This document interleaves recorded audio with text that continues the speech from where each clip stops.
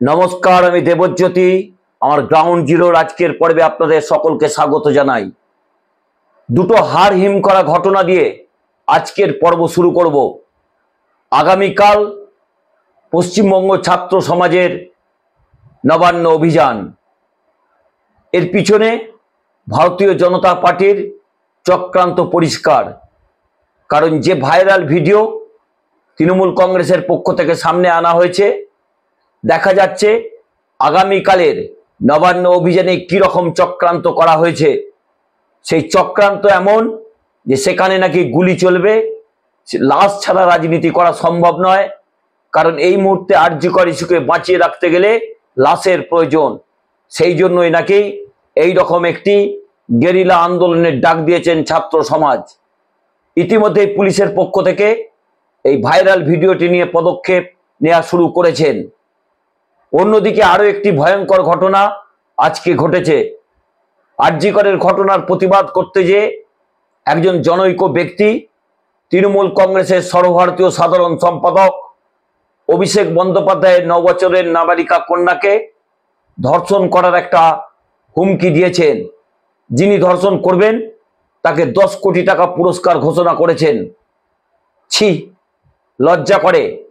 বাংলার মানুষ হিসেবে অভিষেক বন্দ্যোপাধ্যায়ের মতো একজন রাজনৈতিক নেতা, এরাজ্যের শাসক দলের সেকেন্ড ইন কমান্ড, তার কন্যা নাবালিকা 9 বছরের মেয়ে, তাকে নিয়ে এই রকম বর্বর আচরণ ইতিমধ্যেই সমাজ মাধ্যমে ভাইরাল হয়েছে।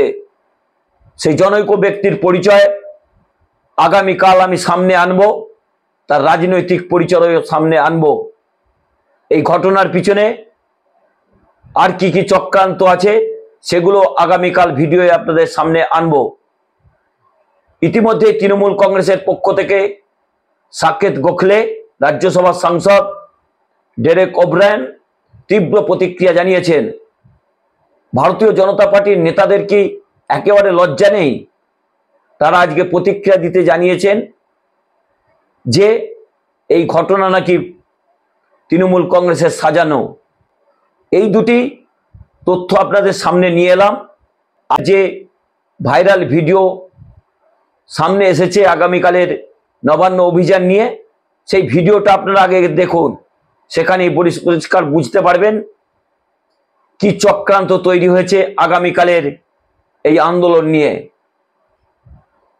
তৃণমূল কংগ্রেসের পক্ষ থেকে তীব্র প্রতিক্রিয়া জানিয়েছেন কুণাল ঘোষ থেকে শুরু করে চন্দ্রিমা ভট্টাচার্য এবং জয়প্রকাশ মজুমদার। পুলিশের পক্ষ থেকে ইতিমধ্যেই কড়া পদক্ষেপের ব্যবস্থা করা হয়েছে। আগামীকালের এই বেআইনি আন্দোলনকে রোখার জন্য পুলিশের পক্ষ থেকে আজকে একাধিকবার বৈঠক করা হয়েছে। পরিস্থিতি নিয়ন্ত্রণের জন্য নবান্নকে একেবারে দুর্গের মতো করে ঘিরে ফেলা হয়েছে। হাওড়ার দিকে এবং কলকাতার দিকে একাধিক জায়গায় অ্যালুমিনিয়ামের গার্ডওয়াল দিয়ে একেবারে নবান্নকে সুরক্ষিত করা হয়েছে। পুলিশের পক্ষ থেকে বারবার অনুরোধ করা হয়েছে, যারা ছাত্র সমাজের নামে কলকাতা প্রেস ক্লাবে সাংবাদিক সম্মেলন করেছিলেন, কাকার বয়সী 3 জন, তাদের সঙ্গে বারবার পুলিশের পক্ষ থেকে যোগাযোগ করা হয়েছে। তারা কোনো মতেই কিন্তু এই নবান্ন অভিযানের জন্য পুলিশের কাছ থেকে কোনো অনুমতি নেননি। অর্থাৎ আগামীকাল যদি কোনো দুর্ঘটনা ঘটে তাহলে এই সাংবাদিক সম্মেলন যারা করেছেন তারা কিন্তু পার পাবেন না। অন্যদিকে ভারতীয় জনতা পার্টির পক্ষ থেকে বিরোধী দলনেতা শুভেন্দু অধিকারী যে হুমকির কথা বলেছেন যে এমন অভিযান আপনারা করুন যাতে পুলিশ বাধ্য হয়ে গুলি চালায়, অর্থাৎ পুলিশের যাতে গুলি শেষ হয়ে যায়, এই রকম আন্দোলন করুন। তাতেই কিন্তু আগুনে ঘি পড়েছে। সেই ছাত্র সমাজের নাম করে আজকেও তারা সাংবাদিক সম্মেলন করেছেন, কিন্তু পুলিশের কাছে এখনো পর্যন্ত কোনো অনুমতি তারা নেননি। অর্থাৎ আগামীকাল কি ঘটনা ঘটে তার দিকেই তাকিয়ে আছে রাজনৈতিক মহল। ইতিমধ্যেই যেভাবে একটা নির্বাচিত সরকারকে চমকানো ধমকানো চলছে বিভিন্ন ছাত্র সমাজের নাম করে, তা যে পুলিশ কোনো মতেই বরদাস্ত করবে না তাও কিন্তু পরিষ্কার। কারণ যে ঘটনাকে নিয়ে এই আন্দোলন, সেই ঘটনার বিরুদ্ধে কিন্তু সমস্ত রাজনৈতিক দল, সেখানে তৃণমূল কংগ্রেস নেত্রী মমতা বন্দ্যোপাধ্যায় দৃষ্টান্তমূলক শাস্তির কথা বলেছেন, অভিষেক বন্দ্যোপাধ্যায় দৃষ্টান্তমূলক শাস্তির কথা বলেছেন। কিন্তু কালকে যে নবান্ন অভিযানের ডাক দেওয়া হয়েছে, সেই নবান্ন অভিযান তো সিজিও কমপ্লেক্সের দিকে যাওয়ার কথা। কারণ এই মুহূর্তে এই ঘটনার তদন্ত করছে কেন্দ্রীয় এজেন্সি সিবিআই। ইতিমধ্যেই মিতার পরিবারের পক্ষ থেকে প্রশ্ন তোলা হচ্ছে যে তারা আশাহত হচ্ছেন, কারণ দীর্ঘ 17 দিন এই ঘটনা ঘটেছে, এখনো পর্যন্ত মিতার বাড়ি তারা এখনো পর্যন্ত কোনো শাস্তির কথা শুনতে পাননি। কি কেসের অগ্রগতি হয়েছে তারাও জানতে পারেননি। অসহায় এই পিতা এবং মাতা তারা কিন্তু প্রতিদিনই চোখের জল ফেলছেন। তারা যে বিচারের আশায় সিবিআই এর কাছে গেছিলেন, মহামান্য আদালতের নির্দেশ অনুযায়ী তারা তদন্ত করছেন। কি তদন্ত তারা করছেন এখনো পর্যন্ত মিতার পরিবারকে জানাননি, তার সহপাঠীদের জানাননি, এছাড়াও রাজ্য পুলিশকে জানানোর প্রশ্নই নেই, তাদেরকেও জানাননি। অর্থাৎ যে তদন্ত চলছে সেই তদন্ত যত দূর দেখা যাচ্ছে যে আরো দূরে চলে যাচ্ছে বিচার। কারণ 17 দিন হয়ে গেল, ইতিমধ্যেই সিবিআই এর পক্ষ থেকে সন্দীপ ঘোষকে নিয়ে তারা পড়েছেন। সন্দীপ ঘোষের বিরুদ্ধে একাধিক অভিযোগ আছে। তিনি বর্জ্য দুর্নীতি থেকে শুরু করে, ক্যান্টিন দুর্নীতি থেকে শুরু করে, বিভিন্ন দোকান দুর্নীতি থেকে বিভিন্ন জায়গায় নাকি তিনি জড়িয়ে রয়েছেন। তিনি যদি জড়িয়ে থাকেন তাকে উপযুক্ত শাস্তি দেওয়া উচিত।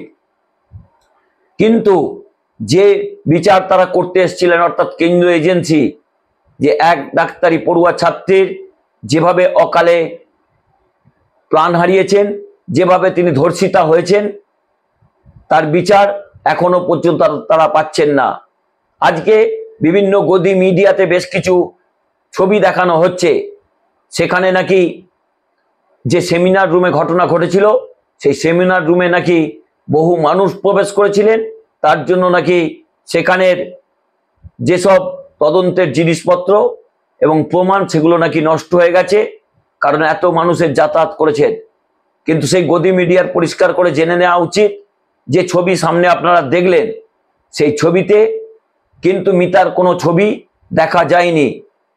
যে সেমিনার রুমটা, সেই সেমিনার রুমের আয়তন হচ্ছে প্রায় 60 foot by 32 foot, 40 foot by 32 foot জায়গাকে পুলিশের পক্ষ থেকে ঘটনার পরেই সিল করে দেওয়া হয়েছিল। সেখানে কাউকে প্রবেশ করতে দেননি। পুলিশের পক্ষ থেকে এইরকমই তথ্য সামনে আনা হয়েছে। অর্থাৎ আগামীকাল নবান্ন অভিযানে কি গেরিলা আন্দোলন হয়, কি গুলি চলে, তার দিকে বাংলার মানুষ তাকিয়ে রয়েছে। তবে চক্রান্তকারীদের যেভাবে চিহ্নিত করা হয়েছে, আমিও বলছি এই 27 তারিখ যে আন্দোলনটা, এটা আদৌ কি শান্তির আন্দোলন হবে? আদৌ শান্তির আন্দোলন হবে না। আর এটা থেকে আবার নতুন করে পিক আপ নেবে, গুলি চলবে এখানে। জঙ্গি আন্দোলন ওটা যদি করতেই হবে, জঙ্গি না করতে হলে কিচ্ছু হবে না। একটা দুটো বডি যদি না পড়ে কিচ্ছু হবে না। আপনি লড়বেন কি নিয়ে? এরপরে ফার্দার ইস্যুটা কথা হচ্ছে সেটা হচ্ছে আপনি যখনই দেখবেন লোক বলে যে পুলিশের গুলিতে একটা বডি পড়ে গেছে। অর্থাৎ যেভাবে বিভিন্ন গদি মিডিয়াতে আজকে যে ছবি সামনে আনা হয়েছে, তার তীব্র প্রতিক্রিয়া কিন্তু পুলিশের পক্ষ থেকে দেয়া হয়েছে। পুলিশ পরিষ্কার করে জানিয়েছেন যে নির্দিষ্ট জায়গা কিন্তু পুলিশের পক্ষ থেকে সুরক্ষিত রাখা হয়েছে। অর্থাৎ আগামীকাল নবান্ন অভিযানে যেভাবে গুলি চালানোর কথা বলা হয়েছে, যেভাবে একটা হিংস্র আন্দোলনের কথা বলা হয়েছে, তার কিন্তু বেশ প্রতিফলন পাওয়া যাচ্ছে সমাজ মাধ্যমে। ইতিমধ্যে সমাজের বিভিন্ন স্তরের মানুষ তীব্র প্রতিবাদ করছেন। আসল যে আন্দোলন ছিল যে বিচারের, সেই বিচার কিন্তু যত দিন যাচ্ছে তত দূরে সরে যাচ্ছে। এই মুহূর্তে মানুষ আরজি করের প্রিন্সিপালের সাজার চেয়ে বেশি উদ্গ্রীব হয়ে রয়েছে, যে এই ডাক্তারি মহিলাকে ধর্ষণ করেছেন বা যারা এই ডাক্তারি মহিলাকে ধর্ষণ করেছেন এবং প্রাণে মেরেছেন তাদের শাস্তির দিকেই তাকিয়ে আছেন। অর্থাৎ এই মুহূর্তে অত্যন্ত গুরুত্বপূর্ণ কিন্তু ডাক্তারি পড়ুয়া ছাত্রের মৃত্যুর তদন্ত এবং দোষীদের উপযুক্ত শাস্তি।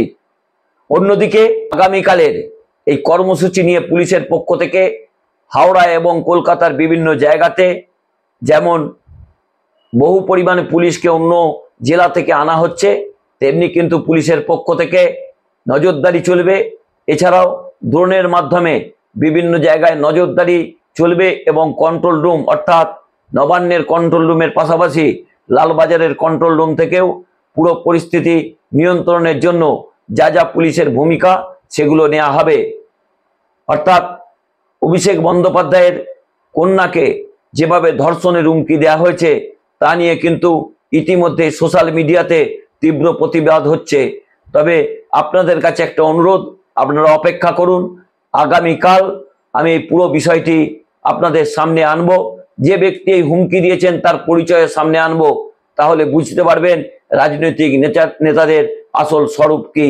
ইতিমধ্যেই নারী এবং শিশু অধিকার সুরক্ষা কমিটি তারা কিন্তু তদন্ত শুরু করেছেন এবং পুলিশকে ইতিমধ্যেই নির্দেশ দিয়েছেন যে অভিযুক্তকে গ্রেপ্তার করার। অর্থাৎ আপনারা পরিষ্কার করে বুঝতে পারছেন যে অভিষেক বন্দ্যোপাধ্যায়ের কন্যাকে যেভাবে ধর্ষণের হুমকি দেওয়া হয়েছে একজন 9 বছরের নাবালিকা ছাত্রীকে, তাতে বুঝতে পারছেন এইসব রাজনৈতিক নেতাদের চরিত্র কি। নমস্কার, আমি দেবজ্যোতি। আমার এই পর্বটি যদি ভালো লাগে বেল আইকনটি ক্লিক করে আমার পাশে থাকবেন, চ্যানেলটি সাবস্ক্রাইব করবেন এবং কমেন্ট করবেন। শুভরাত্রি।